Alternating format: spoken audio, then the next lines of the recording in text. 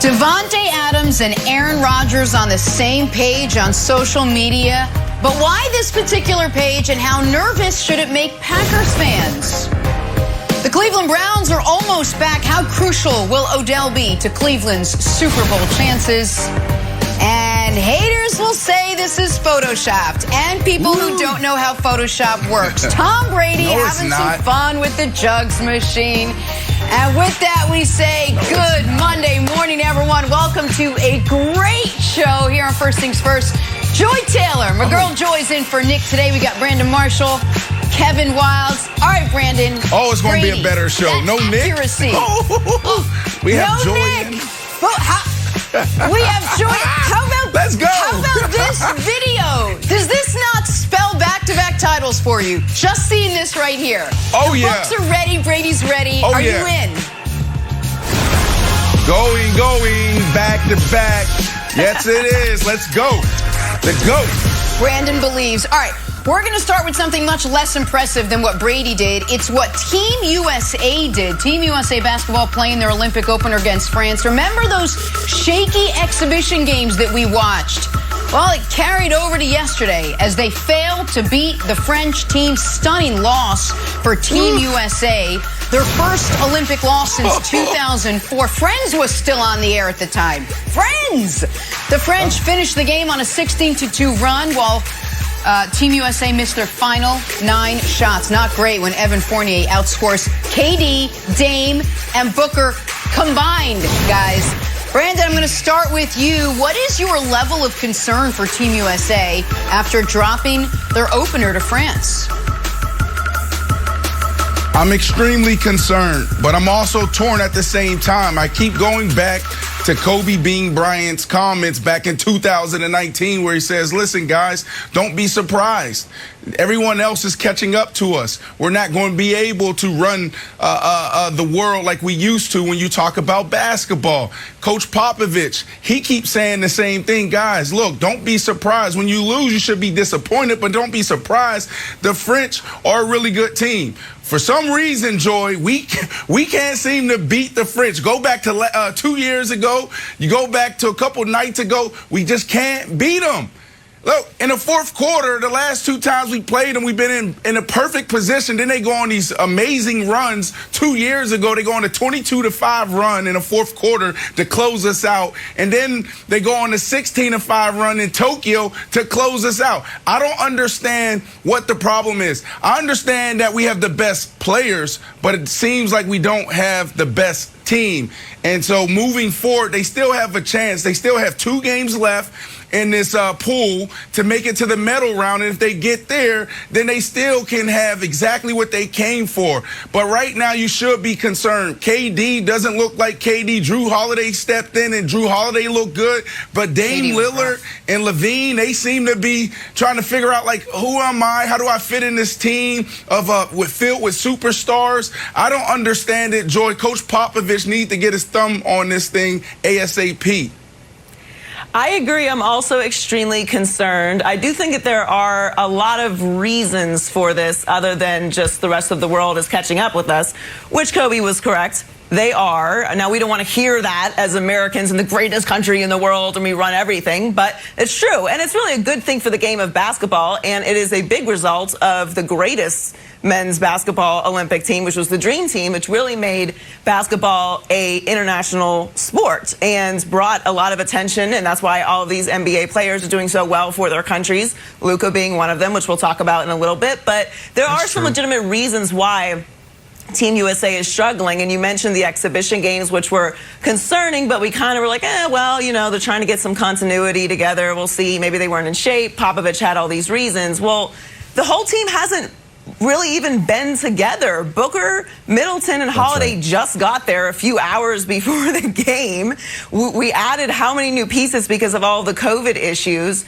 There's a lot of lack of continuity. We're not really a team. The guys aren't necessarily responding to Popovich's style because they haven't been together for a long enough time to really implement plays.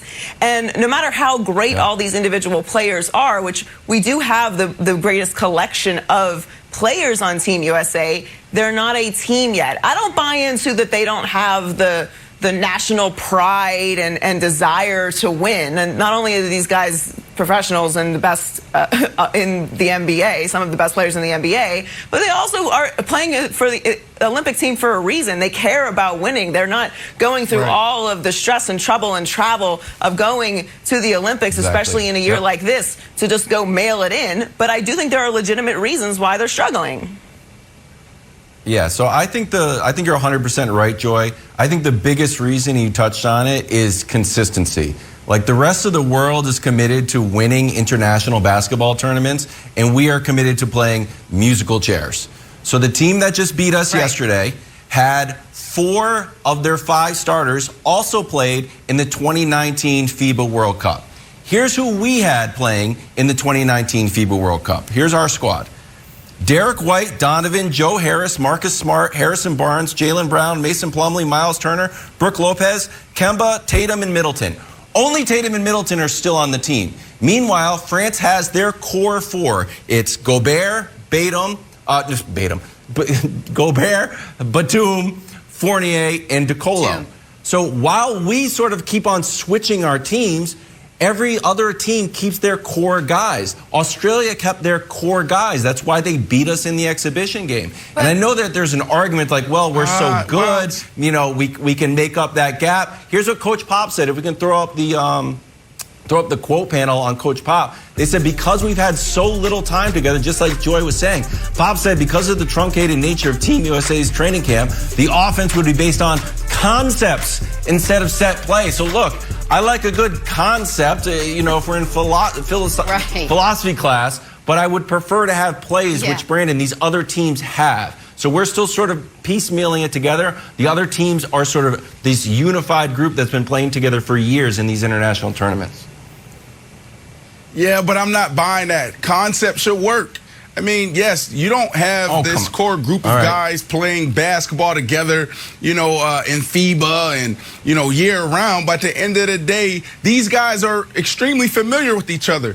These guys play how many games against each other every single year, watching film, breaking down, you know, each other's games and strategizing. They play in Vegas in the offseason. They go to New York and play in the Summit with Carmelo Anthony, LeBron, KD. You see, these guys are familiar with each other. They're the best. That does not count. Yes, it does count. They're the best basketball players in the whole wide world. That does not count. That does not transfer to the Olympics. Here's the thing. You know what needs to happen? You know what needs to happen? This is what needs to happen. KD, don't get in foul trouble. I mean, we had KD guarding Gobert. That was a problem. He got in foul trouble early, then ended up fouling out. But we need KD just to take this team and go out there and drop 40 a night. That's the only way we're going to get out of this. Jenna, I'm concerned. Joy's concerned.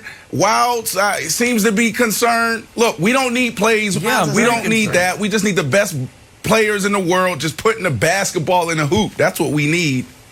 Can I make a suggestion?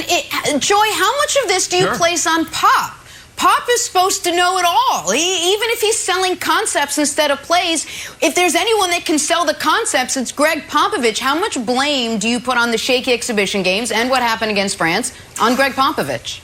I mean, I think he has to take some of the blame. The continuity issues are an issue, but you knew that was going to be a problem. You knew when Holiday, Middleton, and Booker were going to get there. And other than Kevin Durant and Draymond Green, everyone else in this team, this is their first Olympics. So there's very little experience in this space.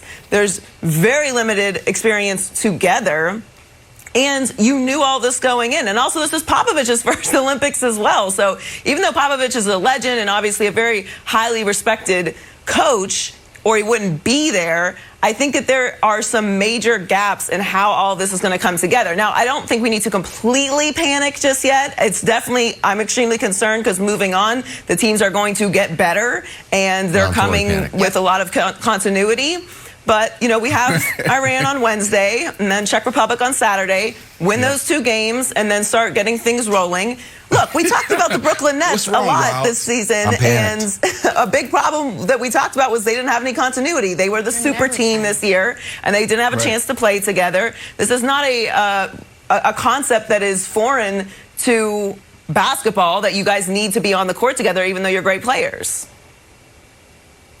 Joy. They need to put that. I agree with 99% of the things that Joy just said, except the 1% was that I should not be panicked. I'm beyond panicked. I am terrified. I don't think we're going to medal. I think we're going to go home early. I think it's going to be embarrassing. I think I'm going to have to just watch more swimming and less basketball. Where's your have faith? Hope. Oh, the rare Not in this one. I want to win. The rare half-empty cup for... Hey, silver lining here, guys.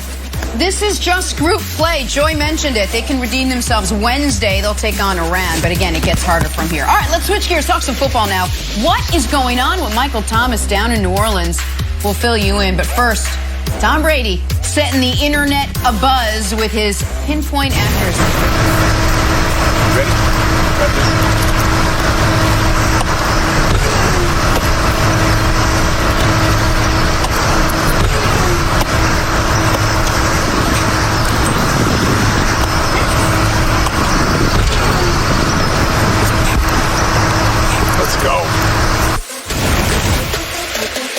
Time now for drawing a blank. Talking some Saints. Football's back. Specifically, Michael Thomas, after it was announced over the weekend, he may miss the start of the regular season. Why? He delayed off-season ankle surgery until June, with speculation being he may have done that out of frustration with the team, the Saints. So, Brandon, the Michael Thomas situation should have Saints fans feeling blank. Football's back. So that means there's more drama. This is how we're going to start off the year in New Orleans. Look, I lived there for a couple of weeks in a little shotgun home in Uptown. The New Orleans fans should feel like gumbo. If you're there, you know everybody does it a little different. Everybody feel a little differently about it. They put a little bit of this. They put a little bit of that in there. They love Michael Thomas. They love Coach P. They love the Saints, obviously. Oh, that kind of rhymed a little bit. But look, these guys are two competitive people. They're they're extremely stubborn. And so they're going to be in this situation until Mike T moves on. Let's just get straight to it. Michael Thomas is a guy that is highly competitive. The way he approaches the games is the same way he approaches the meeting room, and it's the same way he approaches practice. And Coach P is the same way. Coach P, he sees it one way, and that's the only way. If anybody gets outside of that, there's going to be a problem. Now, this whole thing about the ankle injury, you go through a whole off-season, Joy, and you have something there. You're trying to figure out if you're going to get over the hump. So I'm not buying that he waited to have this surgery because of his situation with Coach P and the Saints. I'm not buying that, but I am buying that there is some bad blood there in the water, and it's been there for a year and a half. Hell, it was there when I was there, but they found a way to get through. And you had Drew Brees there. Drew Brees was always that guy in between these two. Drew Brees was that person that Michael Thomas always looked up to. So if Drew Brees isn't there, they got to find a way to move on from Michael Thomas. I wouldn't say move on. I would just say they just need to separate because it's not going to work out. So they should feel a little bit like gumbo because a little bit of this, a little bit of that. It's a little bit of everything, and nobody really understands the situation except those two, Joy. No, I agree. I don't think that I'm not buying he just waited and there's some sketchy situation with when he got the surgery to kind of mess with the Saints. Michael Thomas is a very competitive player. And why would he sabotage the start of his season to have this surgery if he knew he could have it before? I'm not buying into all that. Saints fans should definitely be concerned. I think this is going to be a rough year for the Saints, not just because of this Michael Thomas reported trouble, which, as you mentioned, Brandon, has been kind of going on for a while now that they've had a little bit of a rift, but they don't have a quarterback. Like, they have two quarterbacks. If you have more than one quarterback, you have no quarterback. They don't know who the leader of the team is. We're waiting to find out when that's going to happen in camp. Is it Jameis Winston? Is it Taysom Hill? Are they going to be splitting it still? There's no leader. And you go from one of the greatest leaders in the history of the sport in Drew Brees to not having a quarterback to now the Michael Thomas drama is dialing up again. I'm with you. I do see them separating sooner rather than later because after a while, rifts start to build over time. Joy. It gets to keep gnawing at a little bit, just, moving the scar around. And then Drew Brees isn't there to, make everything better. It's going to be a bigger problem. So I think Saints fans are going to have kind of a rough season. I do think they have a lot of talent Taysom still, Hill will not be starting. Taysom is not the quarterback. They have one quarterback, Joy. That's a whole different conversation. Okay. I agree with you. But I just think it's going to be some rough waters ahead for the Saints. All right, so I was buying the story that there was drama via the ankle, but now since you're not buying it, I'm going to downgrade to just leasing it. I was going to buy it, now I'm just leasing it since you guys are so out on it. To me, it sort of rings like the Pippen surgery that we heard about in The Last Dance, that he was upset about his contract, so he had his whole summer. He didn't want to rehab during the summer, so he got the surgery late, and then sort of missed the season as sort of a middle finger to Bulls management. So is that happening here? Possibly, I'm not sure. My answer as far as how this sort of, dominoes down the road is Taysom time. So look, Brandon, I know you say, there's only one quarterback on the roster, and I'm a Jameis guy, but look, when Michael Thomas was out, they really dropped down. They went from they were 15th and then 27th when he missed those games in the back half. Overall, they threw the ball 28th most times in the league. So, Brandon, without Michael Thomas, I feel like Jameis obviously is missing a weapon. They're going to run the ball even more, which leads me to believe that it's more Taysom, less Jameis. Do you buy that because Michael Thomas is out, you start to get more Taysom? Well, listen, no, because Jameis Winston, I'm telling you, Joy, I'm all in on Jameis Winston. And here's the deal. We talked about this before the start of last year. You have two guys and the offense goes through them. That's Alvin Kamara and that's Michael Thomas. You take one of those guys out, and now you don't have that explosive New Orleans Saints offense that we're accustomed to see the last 10 years. So with Michael Thomas not in there, that's going to be a problem because they have some wide receivers. They got some guys that can go, some speed on the outside. But this dude, you can put him in a slot, you can put him outside. He can do everything. And when he's covered, he is open. Just throw it up and he'll come down with it. I can assure you that. So they need to figure out a way to move on from him so they don't continue this distraction in the locker room, or they need to figure out how to make this work. If they don't, then it's going to be a huge problem. I totally agree. They need some continuity, especially after you lose Drew Brees. Michael Thomas is one of the greatest talents in the business right now. He is a huge weapon for them, and he's been there. He's been in the system, so him not being there at the beginning of the season is going to be a problem. And on top of that, like I said, you don't know who the quarterback is. I'm also with you on Jameis Winston. I think Jameis has done a really good job of getting in better shape. He had the LASIK surgery on his eyesight, so I'm interested to see how that plays out, if that plays a role. It's something. And he is with Sean Payton, who's an offensive genius. So I think that they really just need to set a foundation for the direction that they are going to move in going forward. And if Michael doesn't fit into that role, then you move on from him. But right now, everything is just very unstable for the Saints. It's unstable, and Sean Payton has yet to announce who their starter will be, so they're, I don't think, even sure. Saints, by the way, start the season at home against the Packers on Fox. Hey, speaking of the Packers, how nervous should Gang Green be after Aaron Rodgers and Davante Adams' cryptic social media posts over the weekend? We will discuss next. First things first. All right. Switch gears. We got to talk some Packers now. Camp doesn't open until Wednesday, but the Aaron Rodgers drama, still a bit of a dark cloud over Green Bay this weekend. On Saturday, we had this. Aaron Rodgers, Davante Adams, both posting the same photo of Jordan and Pippen from The Last Dance to their IG stories. Packers tight end Robert Tonyan and running back Aaron Jones poking some fun at Rodgers and Adams. They posted other Last Dance photos to their respective IG stories. So, all right, Brandon, what do you make of all this? This looks like their private group chat that we talked about months ago is finally going public. Remember when they were making fun of Brian Gutekunst and comparing him to Jerry Krause?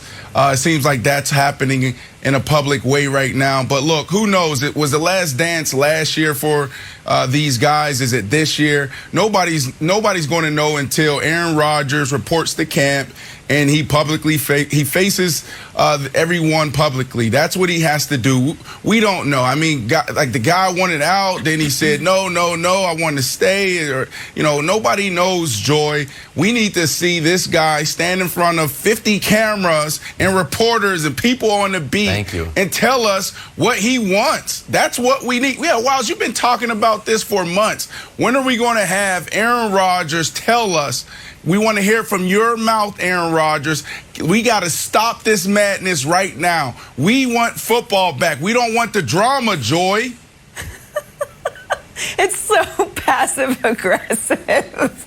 Like, what is going on here? Right. And they know it too. Just messing with us. We don't appreciate it, guys. We want to be on your side. Please. I am on Aaron Rodgers' side. I'm always on the side of the star unless it's, some other kind of underlying drama. But it seems like they have a really terrible communication issue with their stars in Green Bay. And it's a shame because they should be a Super Bowl. I mean, that was really our Super Bowl favorite, but they should be there. They should be in the Super Bowl. They're in the NFC Championship game 2 years in a row. Outside of the Bucks, who's running it back better than the Packers? But we have no idea what's going on here. It's been an off season of Aaron Rodgers drama.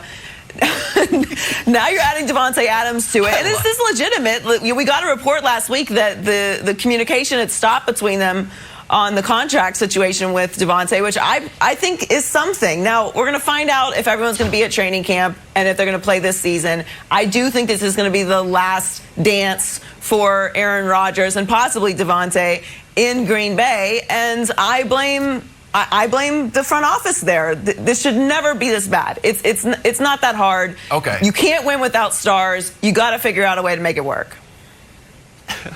So, Joy, I'm going to ask you a question because I, like you, love the drama and I love sort of the cryptic nature of it. Like, I wish Aaron Rodgers would just put a picture of just a trout on his IG and then have all the Packers put trout. Like, what is going on? Why is there trout here? Just no one knows anything. So when you say you're on Aaron Rodgers' side, I'm like, all right, Joy's on Aaron Rodgers' side. Like, what does that exactly mean? Because we've heard of Aaron Rodgers' side, it's like, I want to retire a Packer. It looks like I have to go to another team. Like, yes, all right, you want to be committed to Green Bay. And then there's a recent report that is like, oh, Aaron Rodgers wants to shave years off his deal so he can sort of follow the Tom Brady blueprint. It's like, oh, yeah, right. You don't want to be in Green Bay. You want to be a free agent to go somewhere else. Like, I'm totally confused by it. I love it. I love the drama of it. I love the speculation of it. But when you say you're on Aaron Rodgers' side, it just feels like we're sitting on quicksand and you don't quite know what Aaron Rodgers means. So when you boil it down to it, what do you think that Aaron Rodgers wants? A long-term contract or a shorter-term contract, or wants to be out altogether? Because I'm totally lost by this whole narrative of what Aaron Rodgers is doing. Because like Brandon said, he hasn't just put out get on the notes app and say hey, here are the 3 things that I want. Yeah, he's been very vague. We aren't sure exactly what it is that he wants, but I think we can all assume that it's about commitment and respect. Like, this whole story started with the draft with Jordan Love, them trading up to take Jordan Love and not telling Aaron Rodgers. I believe that's where this all started, and it's been spiraling since then. Yep. And quite frankly, if I'm Aaron Rodgers, I'm not okay with that either. It's not that hard to pick up the phone and shoot me a text, guys. You've got my number. I'm sure you follow me on Twitter. Hit me with a DM. It's not difficult to get in touch with someone. Communication issues start a lot of rifts in relationships, no matter what kind of relationship it is. A business relationship, a personal relationship, family. It usually comes down to communication. So we don't know exactly what it is that Aaron Rodgers wants, but we are all assuming it started with that moment.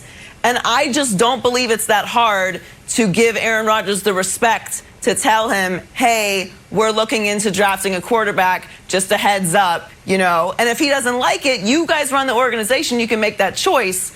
But that, to me, was where this all started, and I'm on his side on that. Yeah, but Joy, they know. We had Greg Jennings on this show a couple months ago when we were talking about this. And Greg said when Aaron Rodgers is dug in, Aaron Rodgers is dug in. He's one of those guys that's also stubborn when it comes to conflict. The Green Bay Packers know exactly what Aaron Rodgers wants. They know his demands. Aaron Rodgers just needs to stand up publicly, because right now it is seeping down to everyone in the organization. You got Adams, now involved in this, and now you can't get your star wide receiver signed. He should be a guy that can play another 5-6 years at an extremely high level and can carry the next quarterback. But that's not happening because of how you're handling Aaron Rodgers. And now you got the other guys on the offensive side also chiming in. This is not how you win a Super Bowl. This is not how you come in and be competitive week in and week out. So they got to figure this out, and that starts with Aaron Rodgers, and that starts with the front office. Because right now, what you're going to see is, probably the worst Green Bay Packer team you've ever seen. Like, we've never seen this before going into a season outside of Brett Favre. I'm talking about led by Aaron Rodgers. Now, we've heard the gripes before. We've heard how he's been, frustrated with the old regime and other people. But at the end of the day, he always showed up in the offseason. At the end of the day, he always came to play. What are you going to get right now? This dude is in year 16, and he's saying enough is enough. So I don't know what you're going to get here, because when you step out there, you got to have a common respect amongst each other, starting with your coaches, going down to the equipment managers, and right now it's just a game for these guys. Okay, so here's the weird thing about this, because the Last Dance image is a very optimistic take on their projection for this year. And Joy mentioned it. Like, Aaron Rodgers was mad about drafting Jordan Love, and guess what happens? Oh, he goes out and wins MVP. So the guy gets inspired by sort of like feeling disrespected. Now, Brandon, I understand, it's distractions in the 100%. Locker room. And if they end up playing poorly, it's pretty easy to be like, well, obviously you didn't take care of, the behind-the-scenes business, so it's hard to take care of the stuff on the field. But Joy, if he was mad about Jordan Love and played so spectacularly, now everybody's mad about his sort of future. I could actually see this being a good thing, which I think is like what Aaron Rodgers is trying to say here. Again, very cryptically, but like, hey, guess what? Last dance is our last hurrah. We're going to go out and win the championship. I buy that more than this is going to be such a distraction that they end up, the season spirals out of control. So much Do you easier view this if you would sort just of tell like us. This sort of like the narrative is as a disaster, or as like good motivation to have a successful season? That's a very optimistic spin on that. I hadn't looked at it that way. Yeah, no, that's a great way to end your tenure in Green Bay. I just think that it's too much of a team game. He obviously has a major individual impact on that team, but it's just so much noise. It's so much distraction. As you mentioned, when he does come to training camp, if he comes to training camp, I mean, what a circus that's going to be after this offseason and all this drama. He's going to have to pull that, Aaron kind of manipulation. Oh, well, I was just enjoying Hawaii. I don't know. You know what? I can't play with playing the guitar. Flower shirt. You didn't have a good summer. Whatever Aaron does. He's going to have to do a lot of that at training camp. So I just think it's a lot for them to overcome. And just to piggyback off your comment, talking about such a team game, Joy, here's what you're going to have. You got those younger guys that's just drafted. They're excited about being in the NFL. They just accomplished their ultimate goal, and that's making it to the NFL. Well, a lot of these guys. So they're going to go out there and ball hard.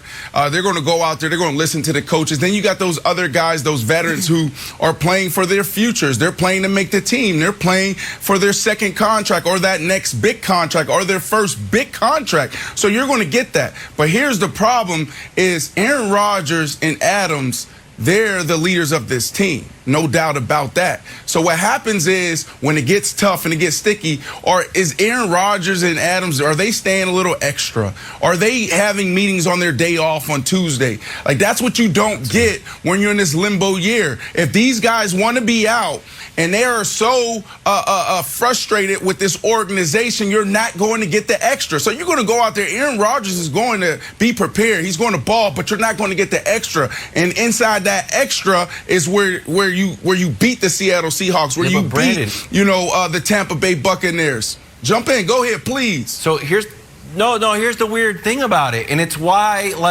no one wants to defend Brian Gutekunst, and I'm not going to be the only person doing it, but. Right. Aaron Rodgers has to give extra. Aaron Rodgers has to do more. If Aaron Rodgers doesn't have a repeat of his MVP season, Brian Gutekunst sitting up there in a big green leather chair, be like, told you, Jordan Love time, fellas. Hey, I told you. So he's going to have to give extra because he wants to prove Brian Gutekunst wrong. So Gutekunst there masterful move. It seems like it's going to work out unless he just bails on the whole squad. Yeah, but there's a difference between individual success, Jenna, and team success. So Aaron Rodgers and Adams can go out there and still ball, but they may not have a great outing in the playoffs. That's the difference, because you need that extra.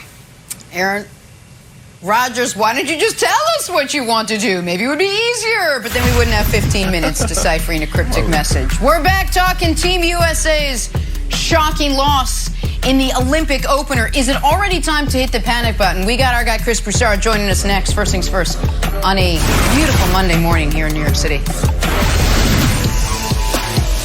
Back here with former head coach Eric Mangini. Coach, we are talking some Cleveland Browns this morning. Say what you will about Baker. The guy did lead the team to an impressive 11-5 season last year. Remember, they had the Chiefs on the ropes in the divisional round, and now they get Odell Beckham Jr. back fully recovered from that Week 7 injury last year. Odell talked about great expectations this season. Take a listen. It's just something that feels special about this team, something that feels special. As I said, when I first got here, I wanted to be like the Patriots, and you want to win Super Bowls, and it's like I watched them compete last year, and it was like the one game that hurt me the most is watching Kansas City and feeling like, man, I know that I could have made one play, or just something to help the team. And I think that there's something special going on. There's something special with this city. Especially watching the Bucs win a championship, inspires you even more. It's like Cleveland needs a championship, and I think that's the goal. That's the mentality in that building, and that's what I want to be a part of.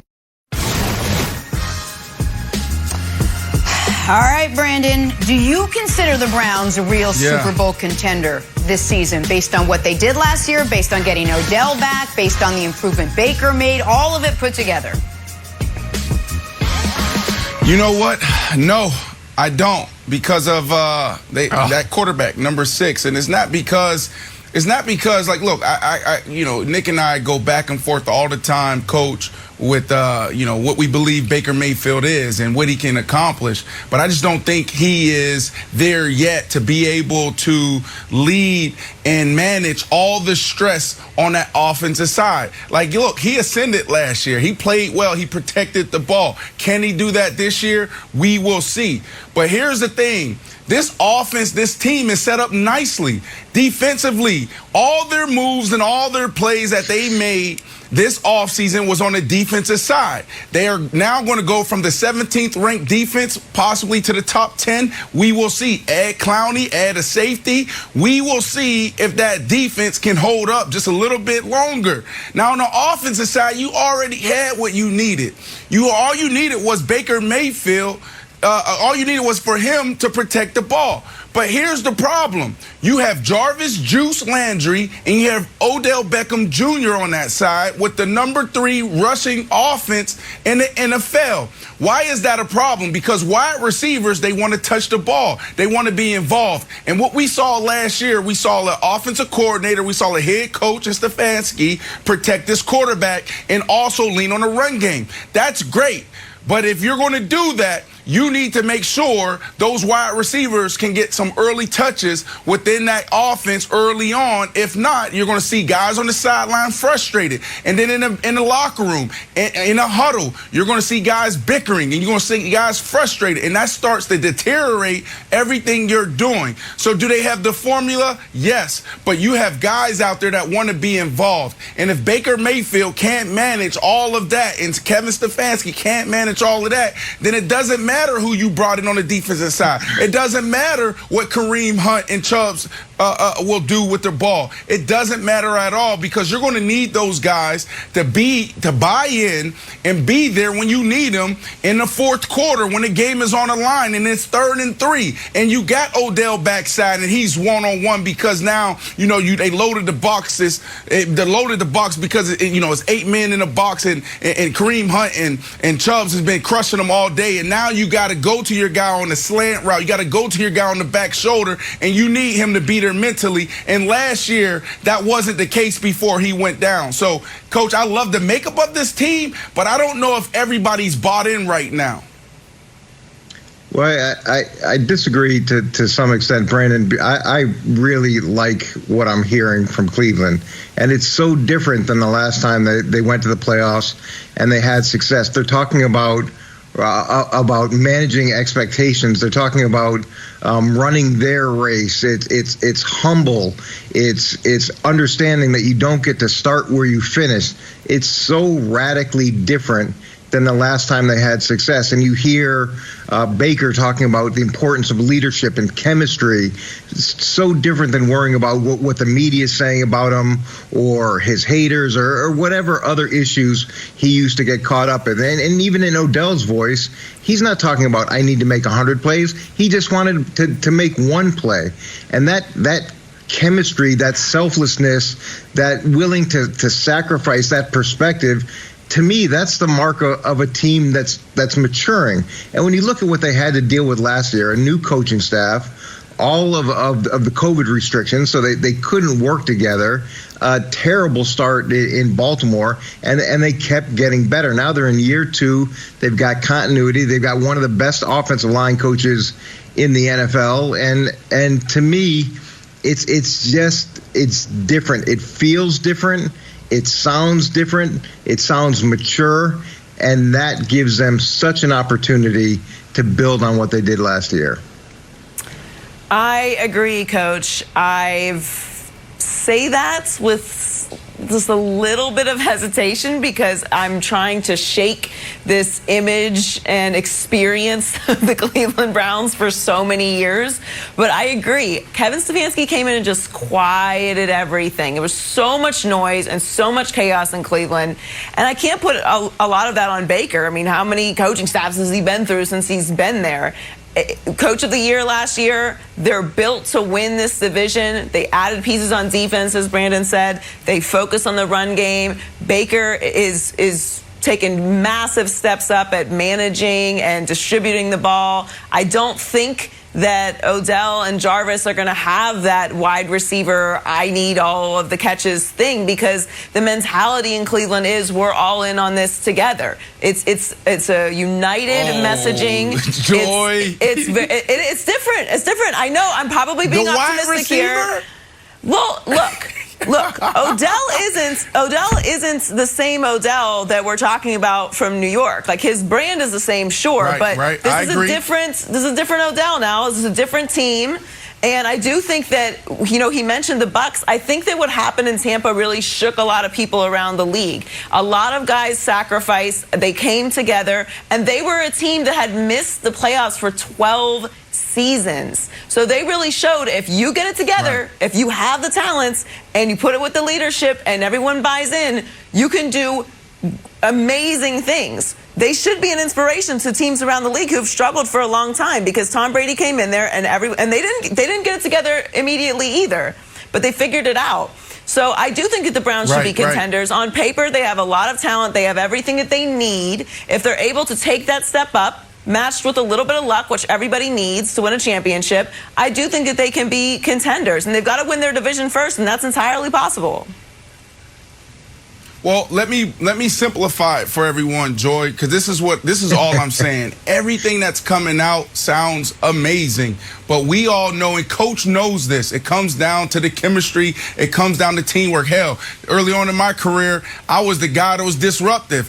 Then the second half of my career, I was the guy that was part of the glue in the DNA and the fabric of what the coaches was trying to instill in the locker room in our team. But here's the deal. It comes down to those wide receivers. Like, you have everything you need. But at the end of the day, let's go back to 2019. Where was Kevin Stefanski? Kevin Stefanski was in Minnesota. Do y'all not remember the great Stephon Diggs and how frustrated he was? He wasn't getting the ball, but the team was still winning. There's something you can't change, and it's not a selfish thing. There's no knock on Jarvis Juice Landry. There's no knock on Odell. What needs to happen is there needs to be a slight mindset change with Kevin Stefanski, because you go back to 2019, his only season there as the offensive coordinator, and after that, you see Stephon Diggs get traded to the Buffalo Bills, and now he was the #1 wide receiver in the NFL. This was a guy that couldn't get a touch in Minnesota, and then all of a sudden, a year later, you know, this guy is what, 1,700 yards in the season? Are you kidding me? But so, do you Coach, think that, here's the deal. Sorry to interrupt you, Brandon. Do you think that Stephon Diggs is on this, Odell and Jarvis on the same level as Stephon Diggs to either one of them right now to take that step up if Stefanski leans in on that? Well, here's what I'm saying is this. They know that they're not going to get 100 catches. They know they're not going to get 170 targets, excuse me. But what they want to be involved. If you go back to the film last year, Coach, they weren't targeting those guys early.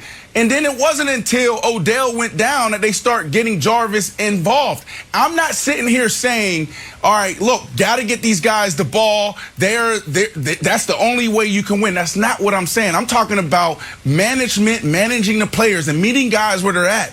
You have dog wide receivers. I don't care who you are. There's not one receiver in the whole wide world to grow up and say, I'm going to be a wide receiver so I can block all day. No, wide receivers want the ball. So you have to cater to that. Like, think about that, right? So you have Odell Beckham Jr., one of the biggest stars in all of sports on your team, and you think he's going to be okay with 2 catches a game, 3 catches a game? And also Jarvis Juice Landry. Before he got to the Cleveland Browns, Coach, Jarvis was averaging 100 catches. Please, all they want is just to get involved early, give them a slant, and let them go make it do what they do.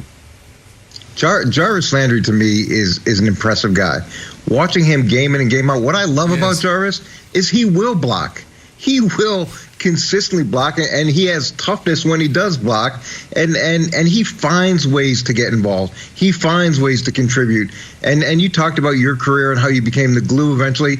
Odell's got to become that guy. He's got to figure that out. We talk about how talented he is, how special he is, all those things, and he has tremendous talent. But if it's not turning into production, if it's not turning into success and wins, if it's being disruptive, then it doesn't have the same value. It's just that it's potential, and it's disruptive potential. Right. So hopefully he'll lean in to what this team did without him, and what they can do without him again. Just like the Giants, decided to move on from him, Cleveland could decide to move on from him. They have a chance to do something special. He's got a chance to be a big part of that. And isn't it so much better to have tremendous personal success and wins as opposed to tremendous personal success and you're on a losing team? You've been through that. It's okay. Like some guys can deal with that, but winning is what's really special.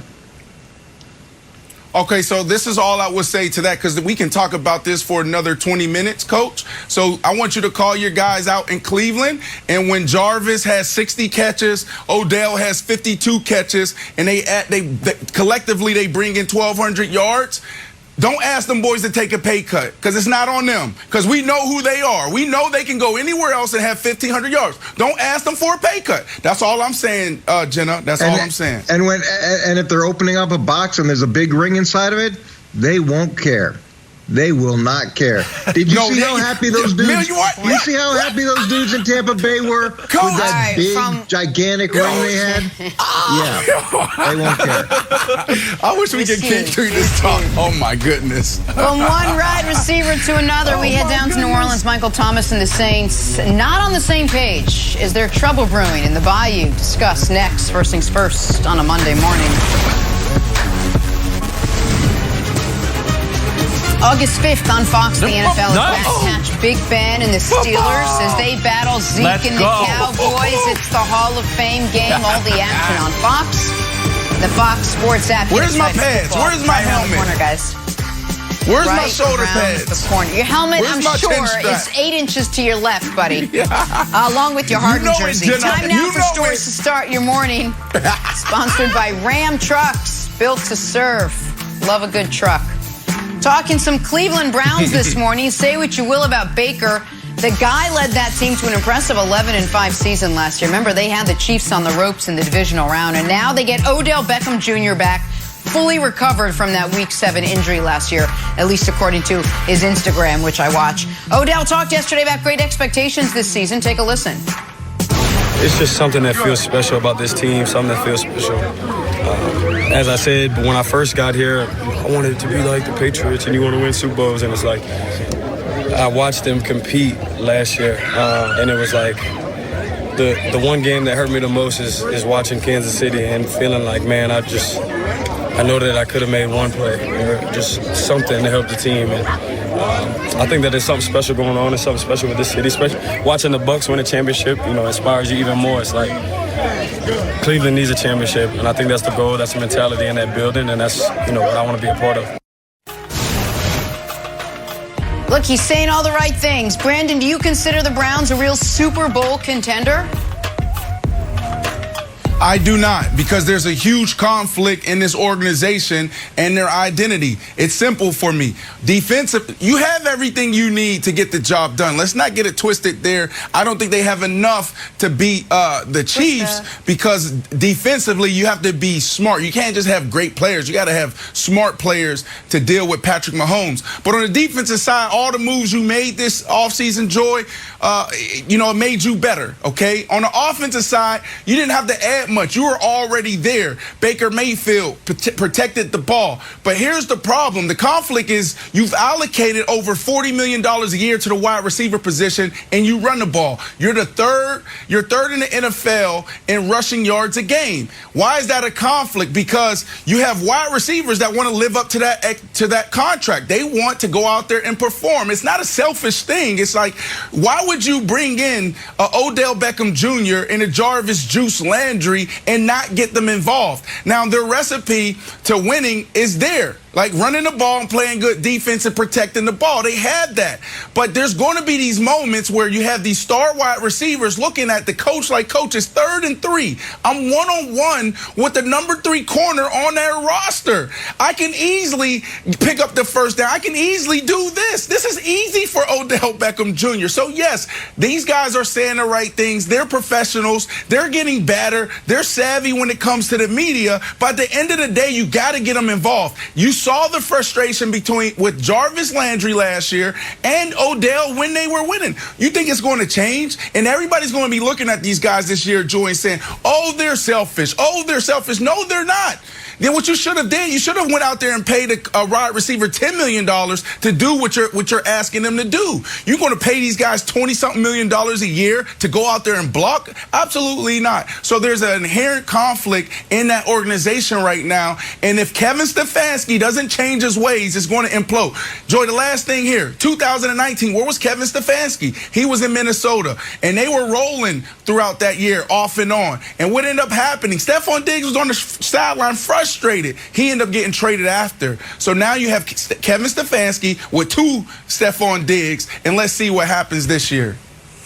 I do think it's interesting how you look at that, because you are right. If you're going to win big in the playoffs, you got to have some big playmakers, especially when you're looking at what's at the top of the AFC. But the Browns are in the AFC North.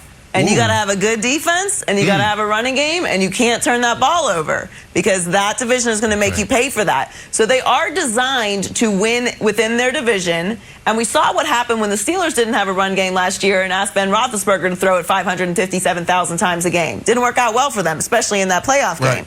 It all fell apart. So it is a conflict for Kevin Stefanski, who I think is a smart coach of the year. I think he will be able to figure it out. But you are right. I think they're a Super Bowl contender, and I love their offseason moves, especially on the defensive side. John Johnson, great player. I think the Jadeveon Clowney move is a good move for them as well.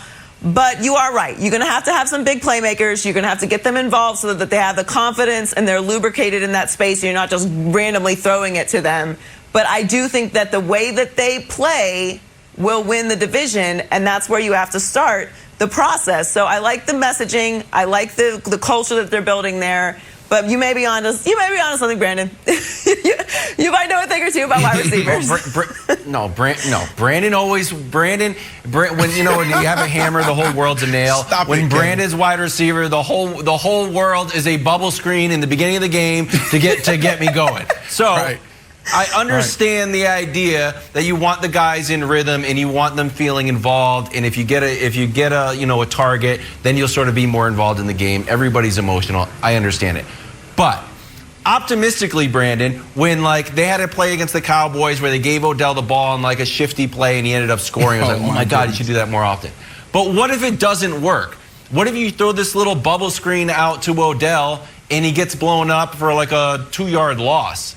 Do you think Odell's going to be like, oh, good, thanks, guys. That got me in rhythm? Or is he going to be like, hey, do it again. All right, now you got a 1-yard gain. Hey, hit me again. All of a sudden, it's like, nah, it's Kareem Hunt's turn. We're going to rock with him from now on. So how many of these little sort of symbolic, getting in rhythm plays do you want the wide receivers to get? Listen, I'll be quick here because we only have 30 seconds.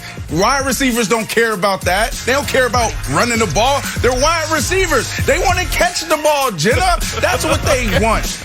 And Joy, it comes down to chemistry and continuity, so I appreciate you backing me up. But at the end of the day, if you don't have that in the locker room, then you're not going to be able to win the big one. So